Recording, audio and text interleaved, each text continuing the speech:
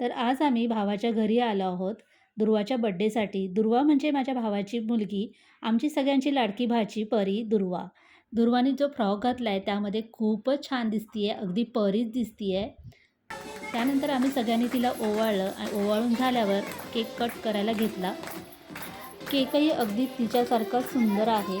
छोटी-छोटी तिचे मित्र-मैत्रिणी जमा झाले होते आणि मुलांशिवाय तर बड्डेला काही शोभाच नाही आहे. आमच्या दुर्वाला तर केक आणि चॉकलेट खूप जास्त आवडतात आणि आज तर तिच्या आवडीचा केक म्हटल्यानंतर तिने तर मस्तपैकी तो एन्जॉयच केला. केक कापून झाल्यानंतर सगळ्यात महत्त्वाचं काम असतं ते सगळ्यांना केक खायला देणं. सगळे लागले कामाला, प्लेट्स वगैरे भरल्या, सगळ्यांना खायला दिलं. बड्डेसाठी छान आणि सिंपल असं डेकोरेशन केलं आहे. बड्डेसाठी आलेली सगळीच मुलं लहान होती, त्यामुळे माझं हे घेतलं आणि माझं ते घेतलं यावरून भरपूर अशी रडारडी झाली. त्यानंतर आम्ही तिच्यासाठी आणलेले गिफ्ट तिला दिले. दुर्वाला दिलेलं गिफ्ट अबीरला सुद्धा पाहिजे होतं, कारण की त्याच्यामध्ये त्याच्या आवडीची मांजर होती आणि ती मांजर त्याला पाहिजे होती. त्यासाठी तो चिडचिड करत होता, रडारड करत होता.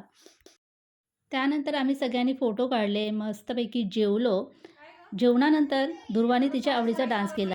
केक कट करून झाल्यानंतर आम्ही सगळ्या मुलांना डान्स करायला सांगितला होता, पण सगळेजण खाण्यात आणि भांडण्यात व्यस्त झाले होते. त्यामुळे डान्स करायला कोणीच तयार नव्हतं.